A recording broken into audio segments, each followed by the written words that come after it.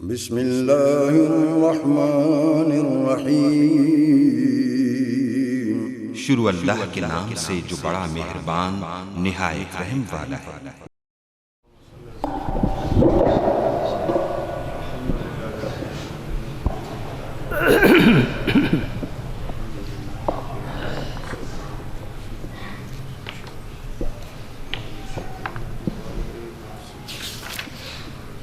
الحمد لله نحمده ونستعينه ونستغفره ونؤمن به ونتوكل عليه ونعوذ بالله من شرور أنفسنا ومن سيئات أعمالنا من يهده الله فلا مضل له ومن يضلل فلا هادي له ونشهد أن لا إله إلا الله وحده لا شريك له ونشهد أن سيدنا ومولانا محمدا عبده ورسوله صلى الله تعالى عليه وعلى آله وأصحابه وأزواجه وأهل بيته وأولياء أمته أجمعين. اللهم صل على سيدنا محمد وعلى آل سيدنا محمد وبارك وسلم.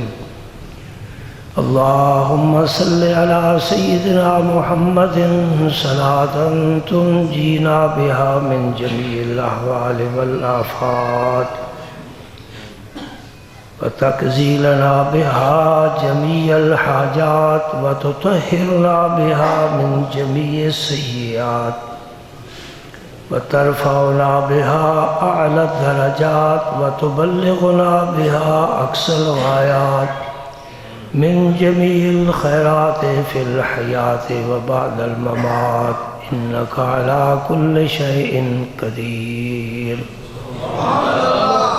أما بعد فأعوذ بالله من الشيطان الرجيم. بسم الله الرحمن الرحيم. إن الله وملائكته يصلون على النبي يا أيها الذين آمنوا صلوا عليه وسلموا تسليما. اللهم صل على سيدنا محمد وعلى آل سيدنا محمد وبارك وسلم. اللهم صل وسلم على رسولك الكريم وآله الطاهرين. رب اغفر وارحم وأنت خير الراحمين. اللهم صل وسلم على رسولك الكريم وآله أنت خير الراحمين. أعوذ بالله من الشيطان الرجيم. بسم الله الرحمن الرحيم. وَلَقَدْ آتَيْنَا لُقْمَانَ الْحِكْمَةَ أَنِ اشْكُرْ لِلَّهِ وَمَنْ يَشْكُرْ فَإِنَّمَا يَشْكُرُ لِنَفْسِهِ وَمَنْ كَفَرَ فَإِنَّ اللَّهَ غَنِيٌّ حَمِيدٌ. صدق اللہ مولانا العظیم. آج میں نے آپ کی ضیافت طبع کے لیے سورہ لقمان کی چند آیات کا انتخاب کیا ہے. پارہ نمبر 21 ہے اور سورت کا نمبر 31 ہے. سورت کا نام سورہ لقمان ہے. لقمان پیغمبر تھے یا نہیں تھے، اس میں علماء کا اختلاف ہے. اکثر کی یہ رائے ہے کہ یہ نبی نہیں تھے. قرآن پاک نے بھی ان کی نبوت کا کہیں ذکر نہیں فرمایا. حدیث پاک میں حضور نے بھی کہیں ذکر نہیں فرمایا. یہ مرد دانا تھے اور تھے حضرت ایوب علیہ السلام کے بھانجے، اور انہیں اللہ تعالیٰ نے 1000 سال عمر عطا فرمائی ہے. 1000 سال. اور رب جب جس پر اپنی نظر فرماتا ہے، آپ دیکھتے ہیں نا ہمارا ایک آدمی 100 سال میں تو کسی کام کے نہیں رہتا، ہڈیاں بھی کمزور ہو جاتی ہیں، لیکن جس پر اللہ کی نظر ہو نا، وہ 1000 نہیں 10,000 سال بھی وہ جوان ہے. آپ دیکھتے ہیں کہ حضرت عیسیٰ علیہ السلام کب آسمان پر گئے تھے؟ نبی پاک صلی اللہ علیہ وسلم کی ولادت بعد رسالت سے 600 سال پہلے. اب 14 صدیاں اور گزر چکی ہیں، تو گویا 2000 سال سے اوپر عرصہ گزر چکا ہے حضرت عیسیٰ علیہ السلام کو. لیکن جب واپس آئیں گے زمین پر، حضور نے فرمایا ضرور آئیں گے. ہمارا اعتقاد ہے، ہمارا ایمان ہے، اس لیے کہ میرا نبی صادق اور مصدوق ہے. جو میرے نبی کی زبان سے بات نکلی، زمانے نے دیکھا کہ سچ فرمایا. تیرے منہ سے جو نکلی وہ بات ہو کے رہی. ہاں، یہ فلسفیوں کی باتیں نہیں ہیں کہ صبح کو اور ہے تو شام کو تحقیق اور ہے. یہ دونوں جہانوں کا سردار ہے. آپ نے فرمایا عیسیٰ علیہ السلام ینزل فیکم عیسیٰ ابن مریم، مریم کا فرزند عیسیٰ تم میں اترے گا آسمانوں سے. نزول بارش کا اترنا، پیدا ہونا نہیں، اوپر سے نیچے آنا. لہذا قادیان میں غلام احمد نامی مسیح نہیں ہو سکتا، اس لیے کہ نبی نے ایک تو فرمایا اوپر سے آئے گا، یہ اوپر سے نہیں آیا. دوسرا فرمایا وہ عیسیٰ اس کا نام ہوگا، ماں کا نام مریم ہوگا. اس کا اپنا نام عیسیٰ بھی نہیں، ماں کا نام مریم بھی نہیں. یہ مسیح موعود نہیں ہو سکتا. یہ ضمناً بات آ گئی. بات یہ کرنا چاہتا تھا کہ 2000 سال کے بعد عیسیٰ علیہ السلام جب زمین پر آئیں گے تو اسی عمر میں آئیں گے جس میں تشریف لے گئے تھے. وہی جوانی، وہی شباب، وہی حسن، وہی زلفیں پھیلی ہوئی، چہرے کی رنگت وہی ہوگی اور جسم سے خوشبو آتی ہوگی. لیکن نبی بن کر نہیں آئیں گے، میرے نبی کے پیروکار بن کر آئیں گے. تو لقمان علیہ السلام کو 1000 سال عمر میں دی، اور 1000 سال ہی انہوں نے بڑا پاکیزہ گزارا، بہت پاکیزہ. ہاں، زندگی کو پاکیزہ گزارنا یہ بھی ایک کام ہے. ہر آدمی کی پاکیزہ زندگی نہیں ہوتی. کوئی تو 50 سال میں جا کر اللہ اکبر کرتا ہے، یوں ہی 50 سال گزر گئے، کسی کے 30 سال، کسی 40 سال گزر گئے. گلیوں کوچوں میں گھومتے پھرتے رزق کی تلاش میں آوارہ گھوم رہا ہے. اسے پتہ نہیں رزق دینے والا کون ہے، کیسے دیتا ہے. اپنے رازق کو نہ پہچانے تو محتاج ملوک. علامہ اقبال فرما رہے ہیں اپنے رازق کو نہ پہچانے تو محتاج ملوک، اور پہچانے تو تیرے گداہ دارا و جم. تیرے دروازے پر وقت کے بادشاہ آئیں گے اور فرماتے ہیں دل کی آزادی شہنشاہی.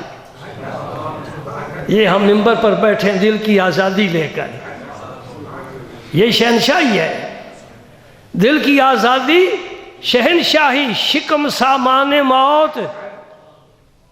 اور جس پیٹ کے لیے آپ دوڑتے ہیں وہ سامان موت ہے. اپنے رازق کو پہچانو، رزق تیرے دروازے پر خود آئے گا. دل کی آزادی شہنشاہی، شکم سامان موت، فیصلہ تیرا تیرے ہاتھوں میں ہے، دل یا شکم. جنہوں نے دل کو چنا وہ مستغنی ہو کر بیٹھے، زمانہ ان کے قدم چومتا ہے. دنیا سے چلے گئے، ان کے خاک مزار کو چومتا ہے. دیکھا نہیں تم نے؟ ان کی قدم بوسی قبر پر بھی ہو رہی ہے. ان کے نام لینے والے دنیا میں پھیلے ہوئے ہیں. یہ وہ لوگ ہیں جنہوں نے رزق کو نہیں تلاش کیا، رازق کو تلاش کیا ہے. رزق پیچھے آیا ان کے. اللہ اکبر. تو حضرت لقمان ایوب علیہ السلام کے بھانجے تھے. ایک وہب نامی تابعی ہیں، یہ ان کا قول ہے.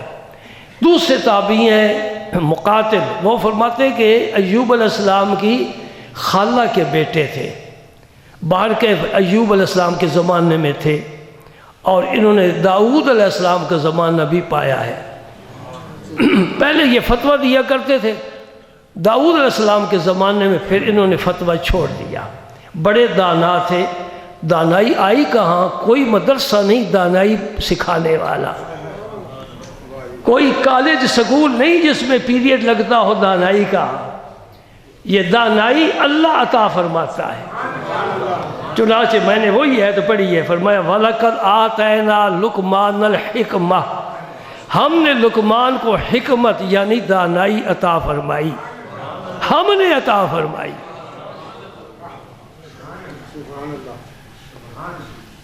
یہ حکمت کیا چیز ہے؟ میں نے بہت سے اقوال پڑھے ہیں، لیکن میں نے ایک کا انتخاب کیا ہے۔ وقت کی بھی نزاکت دیکھنا پڑتی ہے، وقت ہمیں نہیں دیکھتا، ہمیں ہی وقت کو دیکھنا پڑے گا۔ کچھ ایسے بھی لوگ ہوتے ہیں کہ وقت کی باغ ڈور ان کے ہاتھ میں اللہ پاک دے دیتا ہے، ٹھہر جا بھائی ٹھہر جا، ڈوب گیا ہے تو واپس آ جا۔ اللہ اللہ سبحان اللہ، ڈوب گیا ہے تو واپس آ جا۔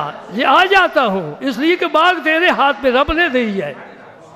ہاں سبحان اللہ سبحان اللہ۔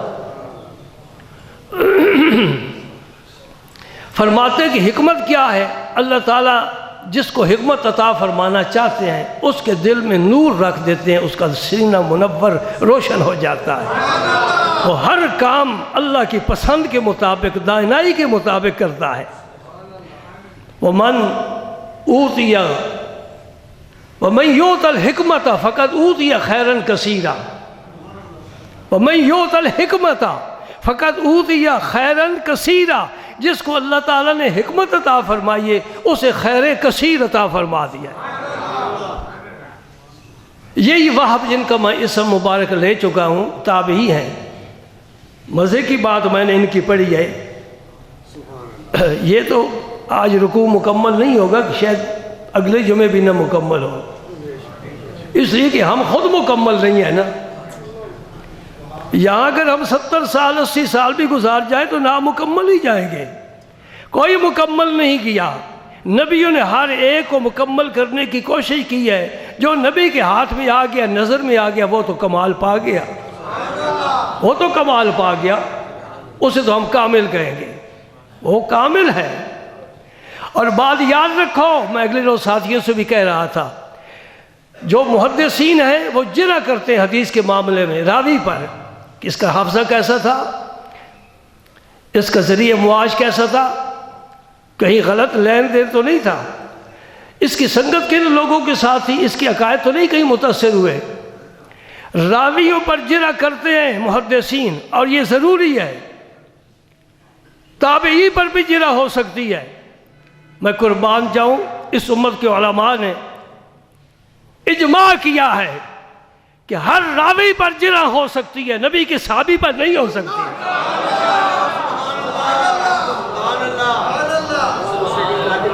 ہر عالم پر جرح کر سکتے ہو، یعنی اس کو وزن کر سکتے ہو، کھوٹا کھڑا پرکھ سکتے ہو، لیکن جب تمہیں یہ پتہ چل جائے کہ یہ نبی کا صاحب ہے، خواہ ایک منٹ کے لیے صحبت ملی ہے، وہ جرح سے پاک ہے، پاک ہی پاک ہے۔ اب میں آپ سے پوچھتا ہوں، سنی ہو، تم دوسری مجلسوں میں بھی جاتے ہو، حضرت امیر معاویہ کے بارے کیا خیال ہے؟ نبی کے صحابی تھے کہ نہیں تھے؟ نبی کے صحابی تھے کہ نہیں تھے؟ جرح سے پاک ہے، تنقید سے پاک ہے، تیرے بات سے پاک ہے، سمجھ گئے؟ تیری تاریخ سے پاک ہے، تاریخ بعد میں لکھی گئی ہے، فیصلہ قرآن نے کیا ہے۔ قرآن کیا کہتا ہے؟ اولئک ھم المؤمنون حقا، نبی پہلی سب سے لے کر آخری سب تک، تیرا ہر صحابی سچا ہے، حق ہے۔ وَكُلًّا وَعَدَ اللَّهُ الْحُسْنَى، جس نے تجھے دیکھ کر کلمہ پڑھا میں اللہ وعدہ کرتا ہوں وہ جنتی ہے۔ دو باتیں ذہن میں آ گئی۔ ہم تو صحابہ کے غلام ہیں، لیکن غلامی ان کی طرح نہیں، سپاہ صحابہ کی طرح نہیں۔ ہم سمجھتے ہیں کہ صحابی کو مرتبہ نبی کے قدموں کی خاک کے طفیل ملا ہے۔ ابو بکر کو کوئی نہ پہچانتا، عمر کا کوئی نام نہ لیتا، عثمان کی عزت کسی دل میں نہ ہوتی، علی کو شیر خدا نہ کہتے۔ یہ نبی کا فیض ہے جنہیں سب کو کمال عطا فرما دیا۔ اللہ اللہ اللہ اللہ۔ تو حضرت واب کیا فرماتے ہیں؟ بات ہو رہی ہے حکمت کی، دانائی کی۔ اللہ تعالیٰ فرماتے ہیں کہ میرا وہ نبی ہے یعلمہم الکتاب والحکمہ، جو کتاب کی بھی تعلیم دیتا ہے، حکمت کی بھی تعلیم دیتا ہے۔ کتاب سے مراد قرآن ہے، اور حکمت سے مراد بعض نے احادیث لی ہے، بعض نے کہا کہ حدیث سے بھی عام معنی مطلقاً دانائی کی باتیں میرا نبی فرماتا ہے۔ حضرت واب فرماتے ہیں کہ اللہ تعالیٰ نے عقل کو 10 حصوں میں تقسیم کیا، عقل کو 10 حصوں میں تقسیم کیا۔ ایک حصہ پوری آدم کی اولاد میں تقسیم فرمایا، 10 حصوں میں سے ایک حصہ تمام بنی آدم میں تقسیم فرمایا، اور 9 حصے اپنے حبیب کو عطا فرمایا۔ 9 عقل کے حصے اپنے نبی کو عطا فرمائے۔ میرے نبی ہر میدان میں اعلیٰ مقام پر ہے، علم میں بھی، عمل میں بھی، حکمت میں بھی، دانائی میں بھی، اور عقل میں بھی۔ سبحان اللہ، جتنا بڑا منصب ہوگا اتنی بڑی دانائی ملے گی، اتنا زیادہ علم ملے گا۔ پرائمری سکول کے ہیڈ ماسٹر کو تم یونیورسٹی کا چانسلر نہیں بنا سکتے، ٹھیک ہے نا؟ اللہ اللہ اللہ اللہ۔ تو کیا فرمایا؟ وَلَقَدْ آتَيْنَا لُقْمَانَ الْحِكْمَةَ، بھائی ہم نے حکمت عطا فرمائی۔ جیسے فرمایا اِنَّا آتَيْنَاكَ الْكَوْثَرَ، ہم نے تجھے کوثر عطا فرمایا۔ کوئی کون ہوتا ہے اعتراض کرنے والا؟ دینے والے ہم، رہنے والے تم۔ ہر قسم کی کثرت، ہر چیز کی کثرت عطا فرمائی۔ اور پھر ہمارا تقاضا کیا ہے؟ انشکر للہ، اے لقمان اپنے اللہ کا شکر کر، اس نے تجھے نعمت عطا فرمائی، اور تو آدم کی اولاد میں منفرد ہے اس بات میں، تیرے پائے کا کوئی دوسرا نام نہیں ہے۔ انشکر للہ ومن یشکر فانما یشکر لنفسہ ومن کفر فان اللہ غنی حمید۔ میں منتخب باتیں عرض کروں گا۔ وَإِذْ قَالَ لُقْمَانُ لِابْنِهِ وَهُوَ يَعِظُهُ یا بنی لا تشرک باللہ ان الشرک لظلم عظیم۔ یہ پہلی آیت ہے، حضرت لقمان نے اپنے بیٹے کو نصیحت فرمائی۔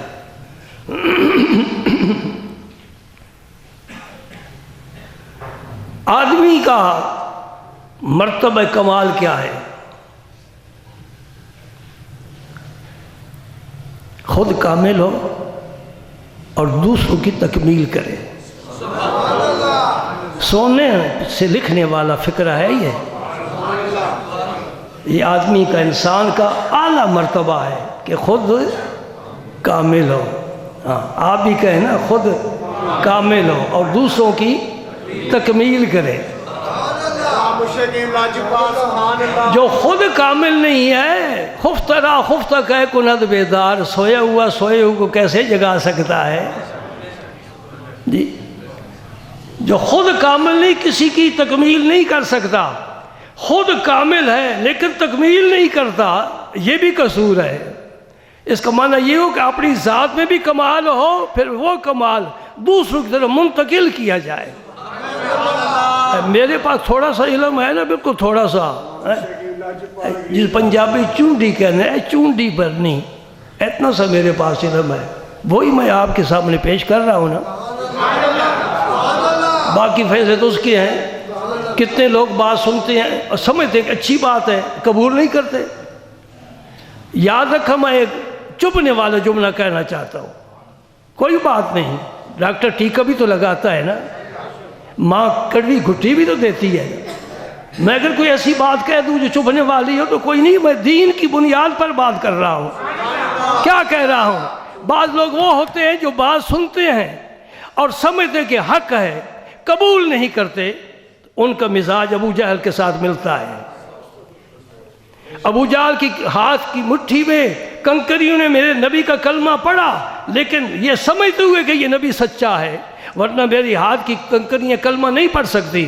جب پتھر کلمہ پڑھ رہا ہے، انسان کیوں نہیں پڑھ رہا؟ اس کا مطلب یہ ہوا کہ جو حق بات سنے اور قبول نہ کرے، اس کا مزاج ابو جہل کے ساتھ ملتا جلتا ہے۔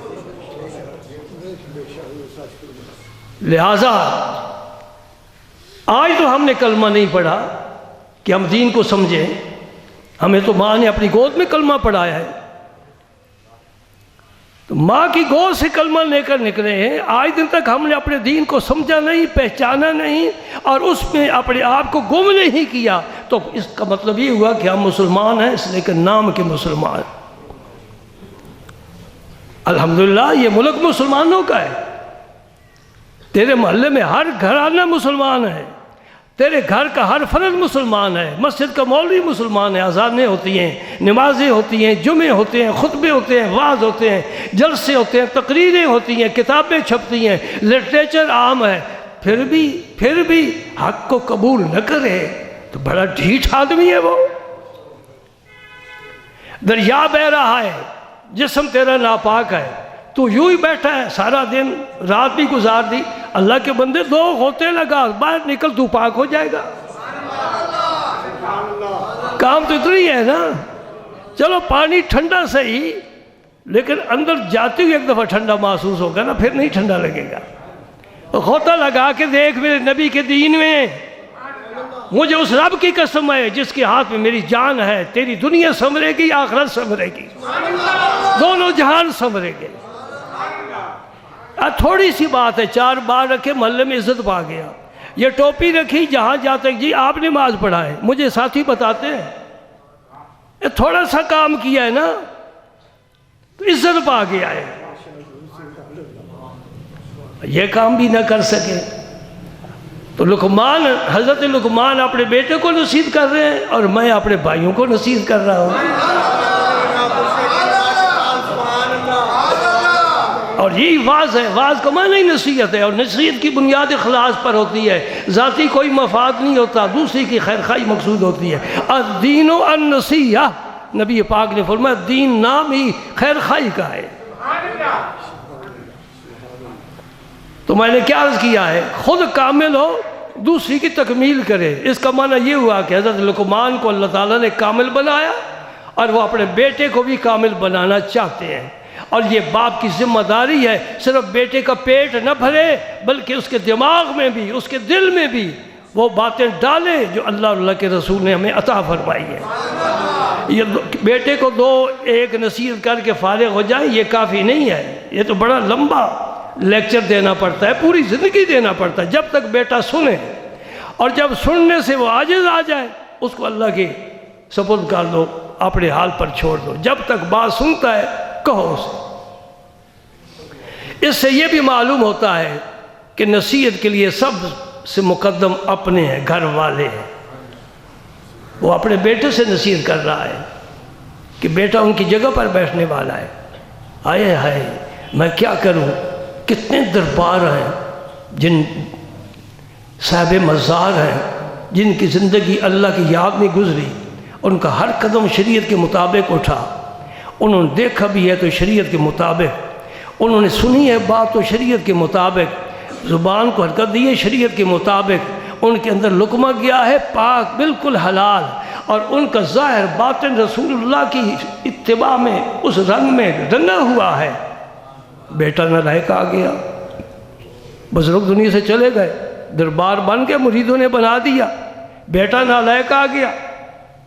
تو یہ قرآن پاک اب بولتا ہے، کیا کہتا ہے قرآن؟ بنی اسرائیل کا ذکر کرتا ہے، یہ نبیوں کی اولاد ہے، اب تو ولیوں کی اولاد ہے۔ جی میں بات کھڑی کرتا ہوں، خواہ میرے گھر کی بات کیوں نہ ہو، بات کھڑی کرتا ہوں، جی بنی اسرائیل سب پیغمبروں کی اولاد ہے، وہ ٹھیک راستے پر چلتے رہے، کتاب کے مطابق، نبی کی سیرت کے مطابق چلتے رہے۔ جب لمبا زمانہ کا فلما طال علیہم الامد فقست قلوبہم، زمانہ دراز ہو گیا، دل سخت ہو گئے، جیسے اب ہمارے دل سخت ہو گئے۔ 14 صدیاں گزر گئی، صحابہ کا دور اور تھا، تابعین کا دور اور، تبع تابعین کا دور اور، آگے چلے، پھر افراد گنتی کے رہ گئے، کوئی اس وہاں ہے، کوئی وہاں ہے، اب ڈھونڈنے سے ملتے ہیں، اب وہ بھی نہیں ملتے۔ تو میں کیا عرض کر رہا ہوں، بنی اسرائیل پھر اپنے راستے سے ہٹ گئے۔ اللہ پاک کیا فرماتے ہیں؟ اللہم صلی علی سیدنا محمد وعلی آل سیدنا محمد وبارک وسلم فخالف من بعدہم خلف،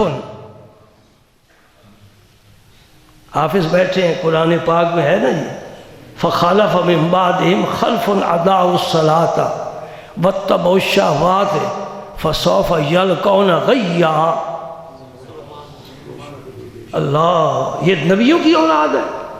اللہ پاک فرماتے ہیں ناخلف آ گئے، باپ دادے کا راستہ چھوڑ دیا، علم چھوڑ دیا، اور کیا کیا؟ واتبعوا الشہوات، خواہشات کے پیچھے لگ گئے، من مانی کرنے لگ گئے۔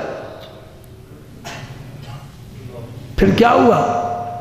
فرمایا یہ چونکہ وی آئی پی لوگ ہیں نا، دوزخ میں نے ان کے لیے ایک وادی بھی وی آئی پی بنائی ہوئی ہے، اس کو غی کہتے ہیں۔ فسوف یلقون غیا، میں نے سب کو، جاہل پیروں کو، خلاف شرع دربار والوں کو، سب کو اکٹھا کر کے اس وادی میں ڈالوں گا جو دوزخ کی سب سے گندی عذاب والی وادی ہے۔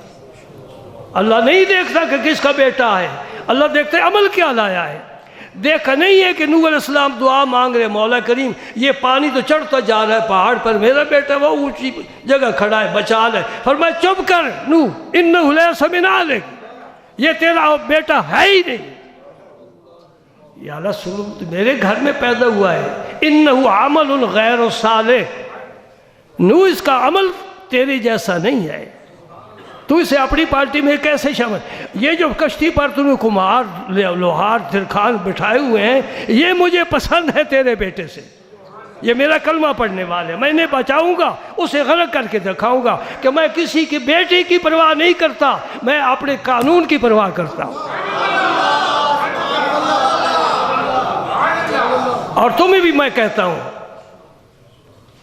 یہ لین چھوڑ دو کہ یہ فلاں کا بیٹا ہے، نہیں، کردار دیکھو، عمل دیکھو، سیرت دیکھو، اخلاق دیکھو، اس کا خلوص دیکھو، للہیت دیکھو، اس کے سجدے دیکھو، اس کی لمبی لمبی دعائیں دیکھو، اس کا گریہ دیکھو، گرتے ہوئے آنسو دیکھو، رب کو پکارتا ہوا سنو، کہو یہ ہے جس کے قدم چومے، یہ ہے جس کے دامن سے وابستہ ہوں، ورنہ کوئی بھی نہیں کہ فلاں کا بیٹا ہے۔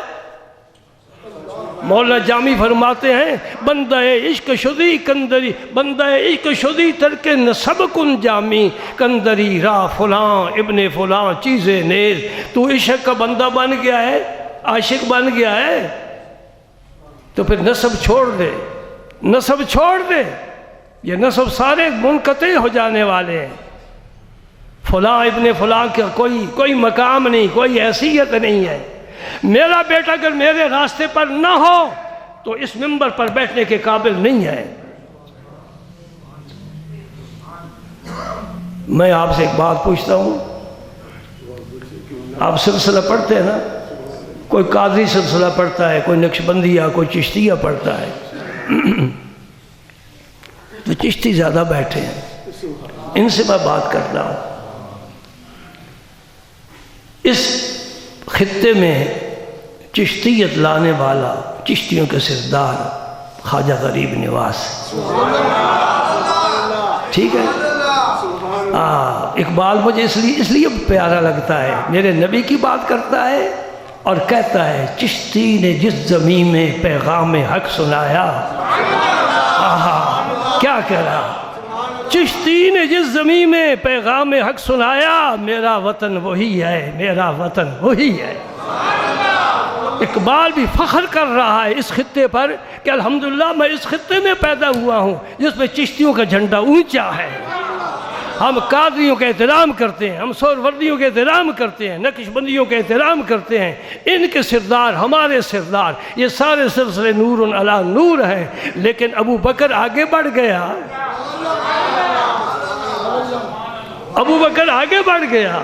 شان تو بلال کی بھی ہے لیکن وہ اذانیں پڑھتے رہے، اور میرے نبی کے مصلی پر تو ابو بکر کھڑا ہوا رہا۔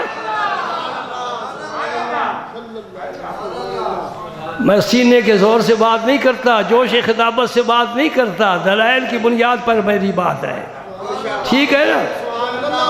تو بات یہ کرنا چاہتا ہوں کہ خواجہ غریب نواز کی اپنی اولاد پاک تھی، آج بھی موجود ہے ہمارے پاکستان میں۔ دیوان صاحب یہاں تشریف لاتے ہیں، آپ نے کئی مرتبہ زیارت کی ہے، میں نے کہ ان کے والد گرامی ان کے دادا پاک کی بھی زیارت کی ہے، اور وہی سب سے پہلے پاکستان میں آئے تھے۔ لیکن کیا وجہ ہے کہ جب آپ سلسلہ پڑھتے ہو تو خواجہ غریب نواز کے بعد ان کی اولاد میں سے کسی کا نام نہیں آتا، خواجہ صاحب کا نام آتا ہے۔ کو توجہ کر رہے ہو؟ جو صاحب سلسلے وہ تو میری بات سمجھیں گے، دوسرے پھر دیکھ ہی رہے ہیں صرف۔ خواجہ قطب صاحب کی بھی اپنی سلبی اولاد تھی، آپ نے بھی شادیاں فرمائی ہیں، بیٹے ہوئے ہیں اور بیٹے صاحب کمال ہوئے ہیں، لیکن اپنے منصب پر اپنے بیٹے کو نہیں بٹھایا، فرید الدین کو بٹھایا ہے۔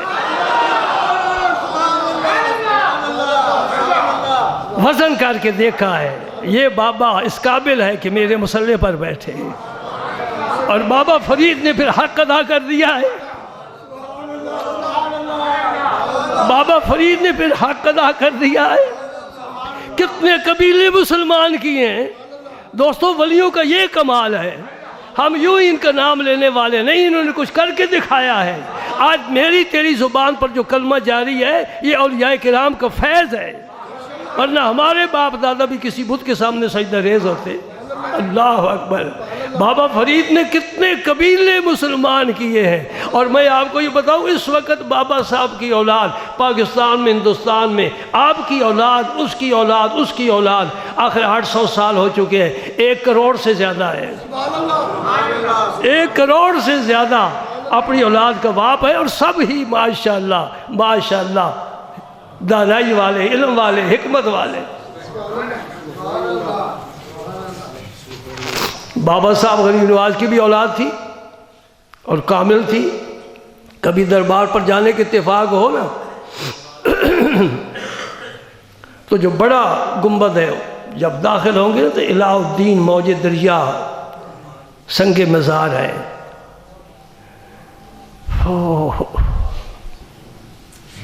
یہ اتنے متقی پرہیزگار تھے کہ سوائے نماز کے اپنے حجر مبارک سے باہر نہیں تشریف لے جاتے تھے، صرف نماز کے۔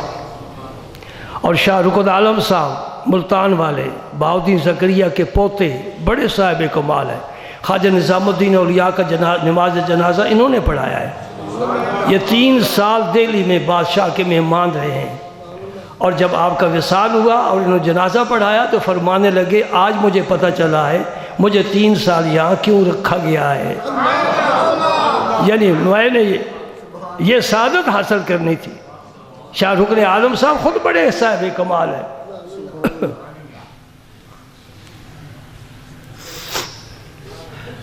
یہ ایک دفعہ پاک پتن گئے، پاک پتن شریف، معذرت، بزرگوں کے شہر کو، ہم تو لاہور کو بھی لاہور شریف اور دہلی کو بھی دہلی شریف کہتے ہیں، ہم ہندو کو نہیں دیکھتے، ہم اپنے خواجگان کو دیکھتے ہیں۔ لطیفے کی بات سناتا ہوں، مولانا اشرف علی تھانوی صاحب نے لکھی ہے یہ بات، ان کے پیر و مرشد ہوئے ہیں حاجی امداد اللہ مہاجر مکی رحمۃ اللہ علیہ، صاحب کشف و کرامت بزرگ ہوئے ہیں۔ ان کی مجلس میں کسی نے اجمیر شریف کا ذکر کیا تو ایک اور بولا، کہنے لگا شریف کہاں سے آ گیا، اجمیر کا ہو؟ تو حاجی امداد اللہ مہاجر مکی بھی چشتی تھے، چشتی کے 2 شاخیں نا، ایک صابری ایک نظامی، ہم نظامی ہیں وہ صابری تھے۔ ان کی ملاقات حضرت قبلہ پیر میر علی شاہ صاحب رحمۃ اللہ علیہ سے وہاں ہوئی ہے مکہ مکرمہ میں۔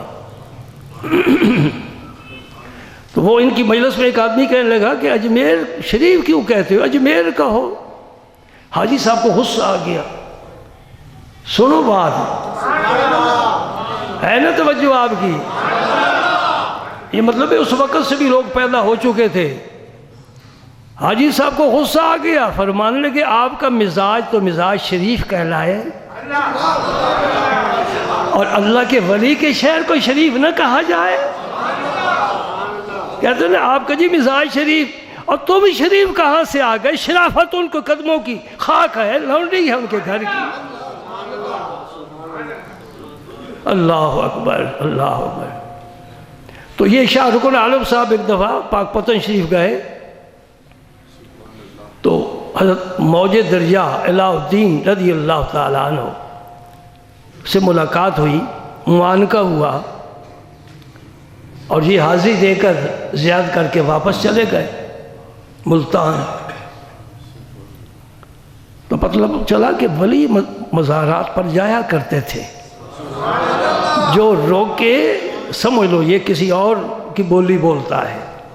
مزار پر جانا تو نبی پاک نے حکم دیا ہے، ہاں مزار پر جا کر کام ایسا نہ کرو جو خلاف شرع ہو۔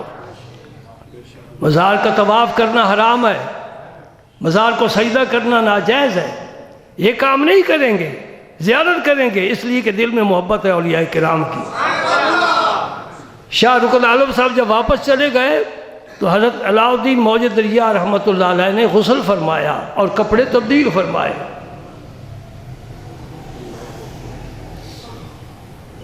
اس لیے کہ حضرت بہاؤالدین زکریا بھی بڑے امیر تھے،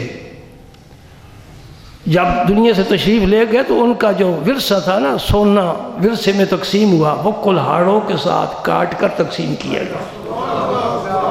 میں ایک اور بھی مزے کی بات آپ کے سپرد کرنا چاہتا ہوں جی۔ اتنے امیر تھے کہ ملتان کا حاکم آپ سے قرض لیا کرتا تھا، تھے پیر، تھے امیر،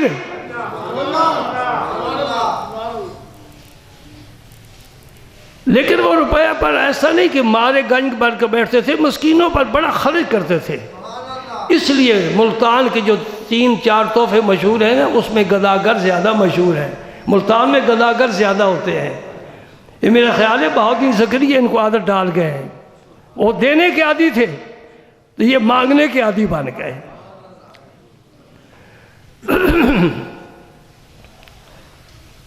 کسی نے یہ بات حضرت علاء الدین کی کہ آپ نے غسل فرمایا، کپڑے بدلے، شاہ رکن عالم سے جا کر کہہ دی۔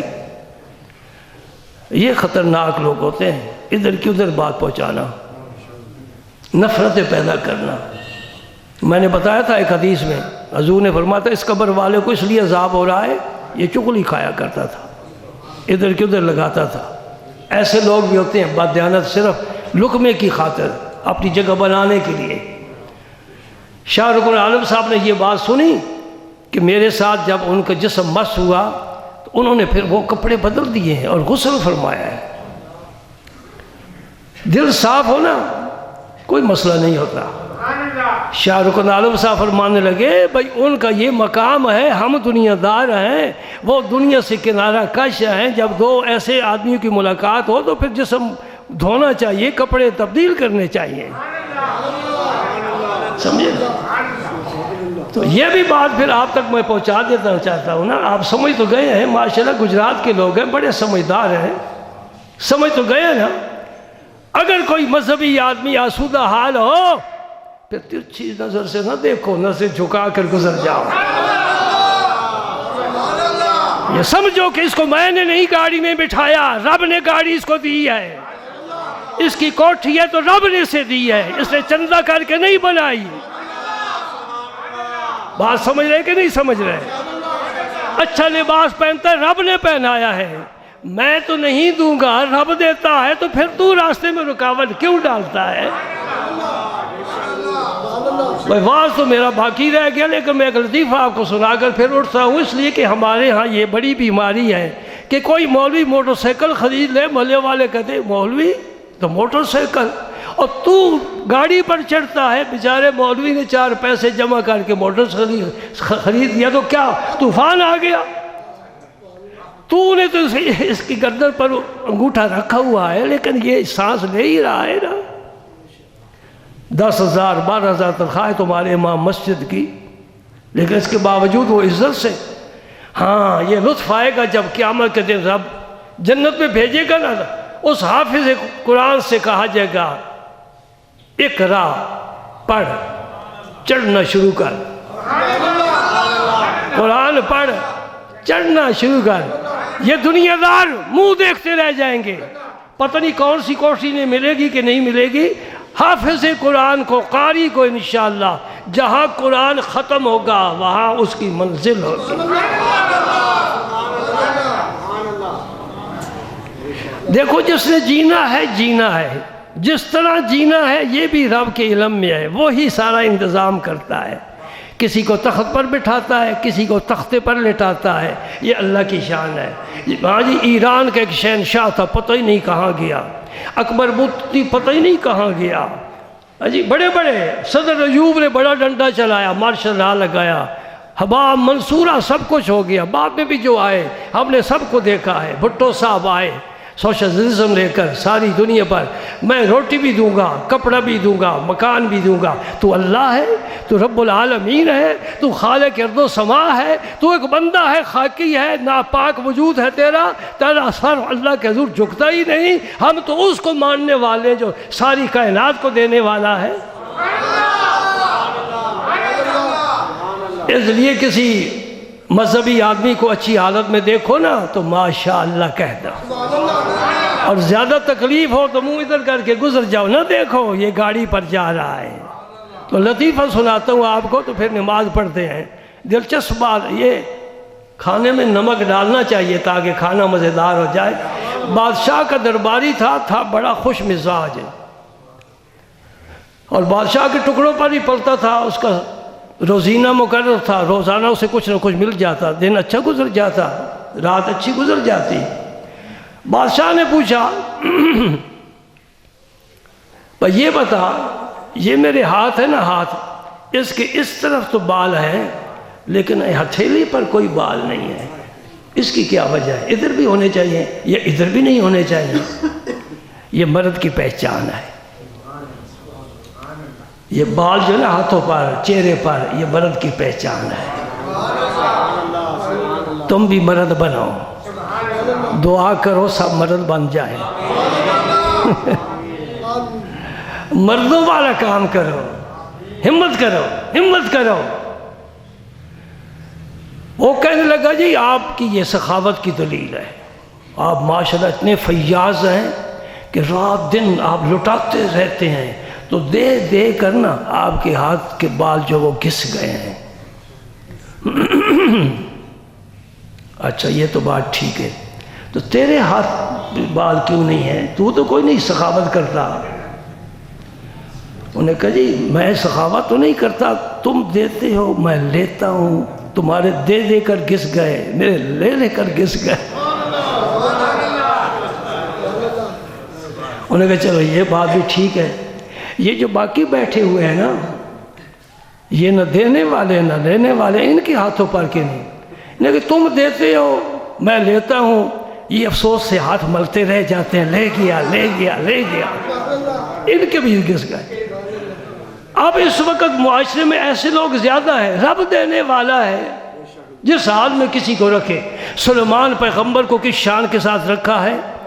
انہوں نے دعا مانگی ہے رب ہب لی ملک لا ینبغی لاحد من بعدی، یا اللہ مجھے ایسی سلطنت عطا فرما میرے بعد کسی کو نہ دینا. رب نے کہا ہوا تیرے تابع ہے، تیرا تخت اڑا کر 1 مہینے کی مسافت صبح طے کرے گا، 1 مہینے کی مسافت شام کو طے کرے گا. آج دن تک سائنسدان ایسا کوئی طیارہ نہیں بنا سکے، نہ بنا سکیں گے.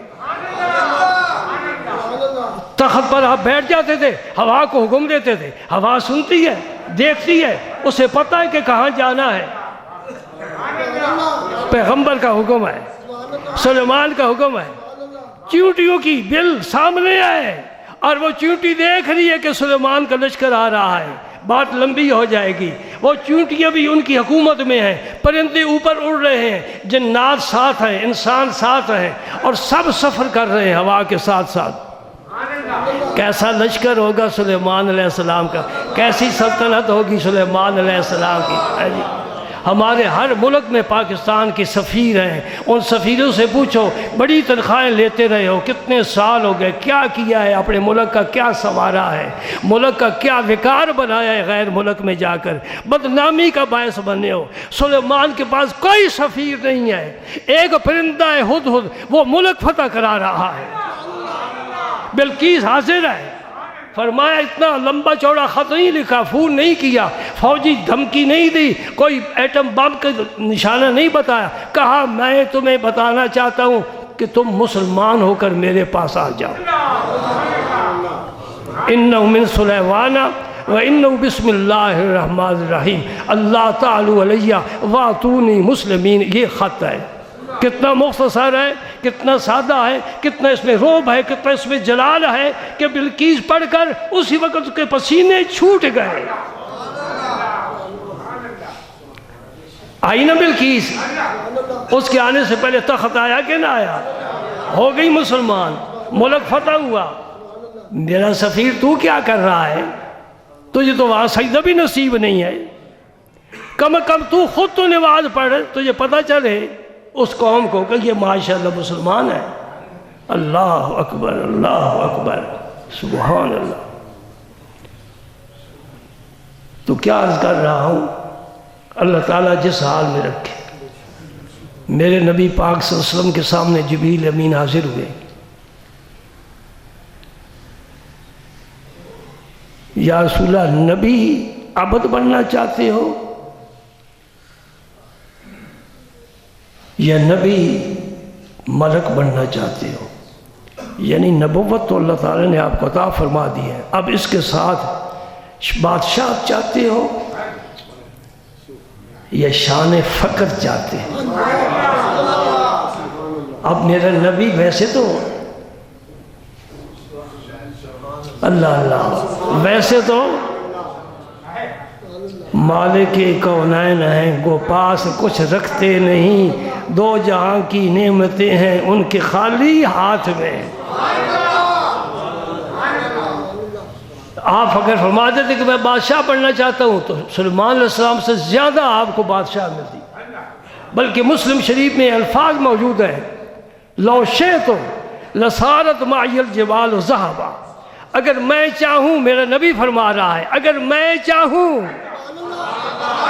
اس ملا سے پوچھو جو کہتے ہیں نبی کے چاہنے سے کچھ نہیں ہوتا، میں کہتا ہوں نبی چاہے آسمان کا چمکنے والا چاند بھی ٹکڑے ہو کر زمین پر آ جائے،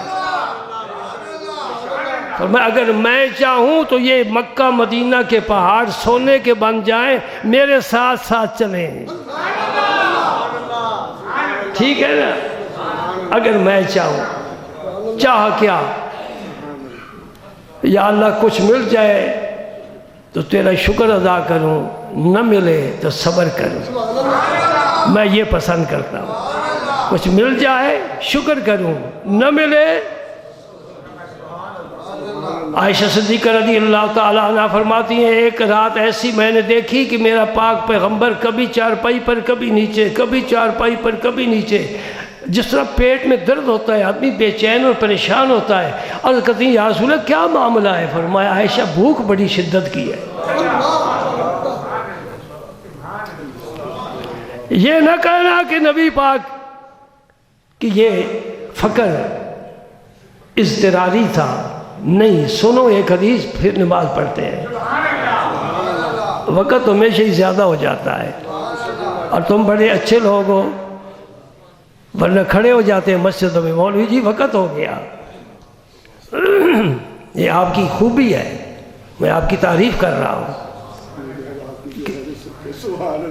آپ نے ایک دن نماز پڑھائی، اس کو صلاۃ خسوف کہتے ہیں، یعنی سورج گرہن لگ جائے تو تمام لوگ جمع ہو کر نماز پڑھیں۔ ہماری علم میں پہلے ہی آ جاتا ہے کہ کل اتنے بج کر اتنے بجے تک اتنے منٹ سورج گرہن لگے گا، بس ہم خبر پڑھ لیتے ہیں، کوئی بھی سجدہ نہیں کرتا، وہ سجدے کرنے والے گزر گئے۔ آپ نے صحابہ کرام کو نماز پڑھائی. دیکھنا ذرا میری طرف دیکھنا. نماز کے دوران آپ نے یوں ہاتھ بڑھائے آگے جس طرح کسی چیز کو پکڑا جاتا ہے. پھر آپ نے ہاتھ باندھ لیے حالت نماز میں. جب نماز سے فارغ ہوئے تو صحابہ نے کہا یا رسول اللہ یہ نماز میں کبھی ایسا آپ نے پہلے نہیں کیا. تو آپ نے ہاتھ بڑھائے. فرمایا میں نماز پڑھا رہا تھا تو میری نظر جنت کے لٹکتے ہوئے خوشوں پر پڑی. تو اپنے نبی کی آنکھوں کے آگے پردے لٹکا سکتا ہے, میرے نبی کی آنکھوں پر پردے نہیں ہیں, رب نے اٹھا دیے ہیں. کہاں مدینہ منورہ ہے, کہاں جنت ہے 7 آسمانوں سے اوپر, اور اس جنت میں پھلوں کے خوشے تیار پکے ہوئے لٹک رہے ہیں, میرا نبی دیکھ رہا ہے. فرمایا میں نے نماز میں چاہا کہ میں اس کو توڑ لوں اور تمہیں کھلاؤں. نبی کا فقر اضطراری نہیں اختیاری ہے. پھر مجھے خیال آیا کہ یہ تو اس دنیا میں نہیں کھانے والے, یہ جب جائیں گے تو وہاں کھائیں گے. سمجھ گئے؟ مشکوٰۃ شریف میں ایک حدیث ہے وہ بھی بیان کروں. بھائی اس چیز کا شوق پیدا کرو قرآن و حدیث سننے کا. ایک آدھ نعت ضرور سن لو پروگرام میں, لیکن یہ نہیں کہ صبح تک نعتیں ہی سنتے رہو. قرآن و حدیث سننے کی عادت ڈالو. اور میں سب تو یہ بھی جرات کرو, اگر تمہاری مسجد میں کوئی مقرر آیا ہے, کوئی پروگرام ہے, اسے کہو جی قرآن و حدیث کے علاوہ کوئی بات نہ کرنا. اپنے مقررین کو پابند کرو. یہ ہوا کی طرح گھوڑے دوڑاتے ہیں, ہوا کے گھوڑے دوڑاتے ہیں. حدیث پاک آتی ہے ترمذی شریف, اس میں مشکوٰۃ شریف میں سنو. نبی کریم صلی اللہ علیہ وسلم فرماتے ہیں جب کوئی عورت اپنے شوہر سے لڑتی جھگڑتی ہے, آج کل تو ایک عام ہے, لکھی پڑھی چونکہ ہے نا, ان پڑھ ہوتی تو نہ ایسا کرتی. تو جو اس مرد کے حصے میں حور آنے والی ہے قیامت کے بعد جنت میں جائے گا, وہ جنت میں ہے. وہ اس کو دیکھتی ہے کہ میرے شوہر, اس کو بھی تو شوہر ہے نا, ابھی نہیں بنے گا. وہ دیکھتی ہے میرے شوہر کے ساتھ کی بیوی لڑ رہی ہے, وہ وہاں سے پکارتی ہے, جنت سے پکارتی ہے. سمجھ میں آ رہی ہے نا بات ہے؟ یہ گجرات کے کسی محلے کے کسی کمرے میں بیوی اپنے شوہر سے لڑ رہی ہے, جھگڑ رہی ہے, اور جنت والی حور جو اس کے حصے میں ہے وہ وہاں سے پکارتی ہے, کیوں لڑتی ہے میرے شوہر کے ساتھ؟ یہ تو 4 دن تیرے پاس مہمان ہے, یہ میرے پاس آنے والا ہے.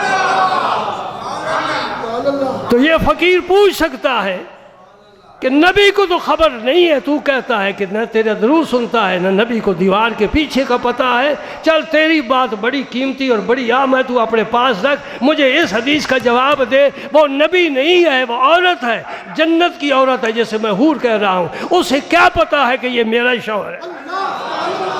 وہ کیسے پتہ کر رہی ہے, سن رہی ہے کہ اس کی بیوی سے لڑ رہی ہے, وہ کیسے آواز دے رہی ہے کہ نہ لڑ نہ جھگڑ, یہ میرے پاس آنے والا ہے, تیرے پاس 4 دنوں کا مہمان ہے. حدیث نہ ہو تو میں ذمہ دار, حدیث ہو تو اپنا عقیدہ درست کر رہے.